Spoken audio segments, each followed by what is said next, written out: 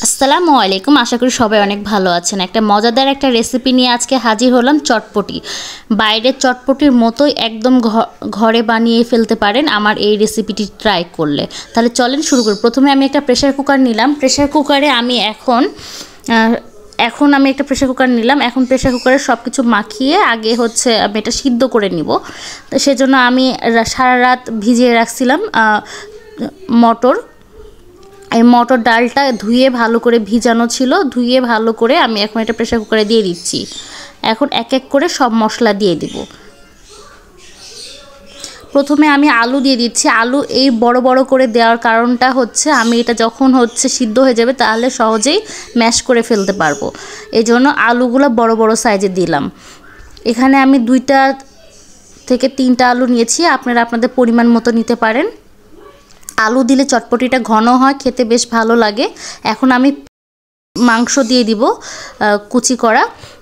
এটা মাংস দিয়েছি, একটু খেতে বেশ ফ্লেভারটা ভালো আসবে। এখন আদা বাটা দিয়ে দিলাম 1/2 টেবিল চামচের মতো, রসুন বাটা 2 টেবিল চামচের মতো দিয়ে দিচ্ছি। আদা বাটা আর রসুন বাটা আপনারা আপনাদের পরিমাণ মতো ব্যবহার করতে পারেন। আমি বাটা মশলাগুলো দেওয়া হয়ে গেছে। এখন পেঁয়াজ কুচি দিয়ে দিব। পেঁয়াজ কুচি আর কাঁচামরিচ।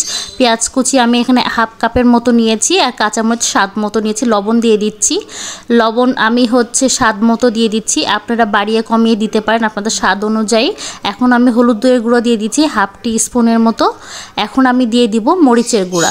মরিচের গুঁড়া দিয়ে দিলাম 1/2 টিস্পুনের মতো। এখন এক এক করে গুঁড়া মশলা দেওয়া হয়ে গেছে আমার। এখন আমি শুধু দিব কাঠ মশলা দিয়ে দিলাম। এখন আমি একটু দিয়ে দিব তেজপাতা আমি এখানে 2টা ব্যবহার করেছি। এখন আমি দিয়ে দিচ্ছি জিরা গুঁড়া। আমি এখানে ধনিয়া গুঁড়া ব্যবহার করি নাই, ধনিয়া গুঁড়া শুধুমাত্র জিরা গুঁড়া ব্যবহার করেছি 2 টিস্পুনের মতো করে।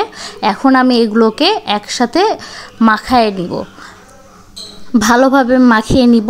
তারপরে আমি এখানে মাখানো হয়ে গেলে আমি এখানে অ্যাড করব সামান্য পানি।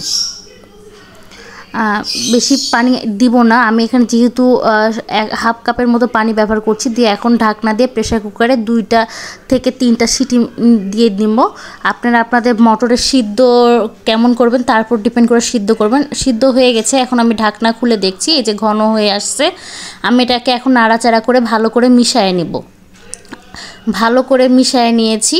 এখন আমি এটাকে একটু আলুগুলো ম্যাশ করে নিব চেপে চেপে। তারপরে আমি এটা পরিবেশন পাত্রে ঢালছি। যে পরিবেশন পাত্রে নিয়ে নিয়েছি। এখন আমি সব কিছু কেটে রাখছি। এটা একদম শসা দিয়ে দিচ্ছি।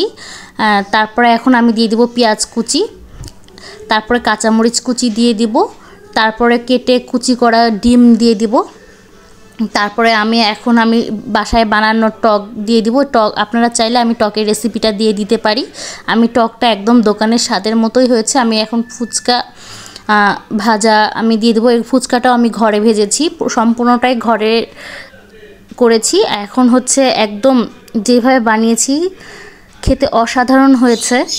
বাসায় মেহমান আসলে এইভাবে করে দিলে বুঝতেই পারবে না যে পাড়ার মোড় থেকে ফুচকা নিয়ে আসা হয়েছে, না এটা বাসায় করা। সম্পূর্ণ ভিডিও দেখার জন্য ধন্যবাদ সবাইকে।